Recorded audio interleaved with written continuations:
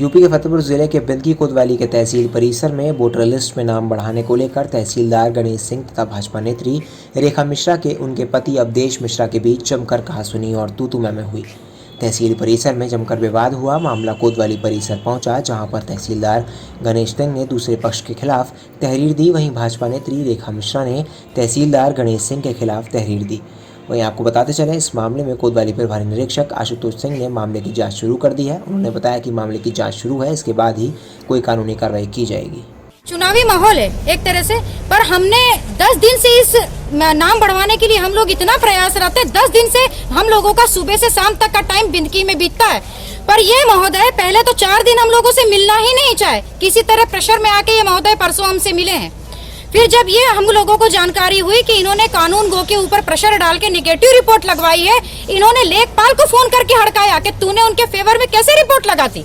जब हम लोगों को ये जानकारी हुई, लेखपाल को भी हड़काया, कानून गो से प्रेशर में इन्होंने अपनी रिपोर्ट लगवाई। जब हम लोगों को ये जानकारी हुई तो आज शाम को हम लोग यहाँ कानून गो से मिले, तो सारी जो कुछ तहसीलदार साहब ने जो किया वो हम लोगों को पता चला।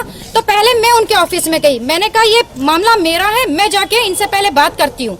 ये काफी गर्म मिजाजी से बात करने लग गए, तो खैर मैंने भी इनको शुरुआत में गर्म मिजाजी से जवाब दिया। फिर मैंने फोन करके अपने हस्बैंड को बुलाया। जब ये अंदर आए तो इन्होंने कहा आप हमारी फाइल दीजिए, ओरिजिनल फाइल आपने हमसे धोखे से ली है। बस वो बंदा फाइल नहीं दूंगा मैं, फाइल सरकारी हो चुकी है। और इन्होंने कहा बोले हम भाजपा वाले हैं इसलिए आप हम लोगों को इस तरह सता रहे हैं। क्षेत्रीय उपाध्यक्ष हूँ कानपुर बुंदेलखंड क्षेत्र से, और मेरी पत्नी जिला मंत्री हैं फतेहपुर जनपद भाजपा से।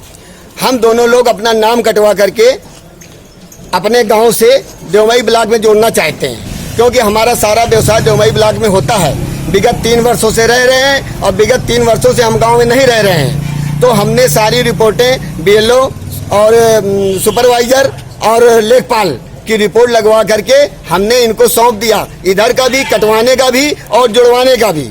इसके बाद में क्या हुआ, हमने कहा कि महोदय आप इस फाइल को देख लें। बोले आपको फाइल छोड़नी पड़ेगी मिश्रा जी, हम देख लेते हैं इसको। इसके बाद इन्होंने कहा कानून गो को आदेश किया, और दिनेश मिश्रा कानून गो फतेहपुर से आते हैं। उन्होंने कल मुझे 10 कॉल किया कि मिश्रा जी आप आ जाइए, कुछ बात करना चाहते हैं। हमने कहा ठीक है। हम जब इनके पास आज कार्यालय में गए तो उन्होंने कहा कि तहसीलदार तुमसे कोई व्यक्तिगत दुश्मनी रखते हैं क्या, किस दबाव में जबरदस्ती तुम्हारा नाम हमसे कटवा रहे हैं। अवधेश मिश्रा जी हैं, ये परसों मेरे पास आए थे, कह रहे थे कि मैं अमौली ब्लॉक का रहने वाला हूँ, गोविंदपुर बिलारी का हूँ। और चूंकि अमौली का जो ब्लॉक प्रमुख है वो पद जो है आरक्षित हो गया है बीसी में, तो कह रहे थे हम यहाँ चुनाव लड़ नहीं पाएंगे, तो मेरा तहसीलदार साहब देवमई ब्लॉक में कहीं भी जुड़वा दीजिए। तो मैंने कहा कि देखिए जो नियमानुसार अगर आप वहाँ के रहने वाले हैं, वहाँ का आपका मकान या कोई आपका पता है वहाँ का, तो आप दीजिए, उसके आधार पर रिपोर्ट आती है हम करा देंगे, अगर इस तरह से रिकमेंड कर देंगे मैम को।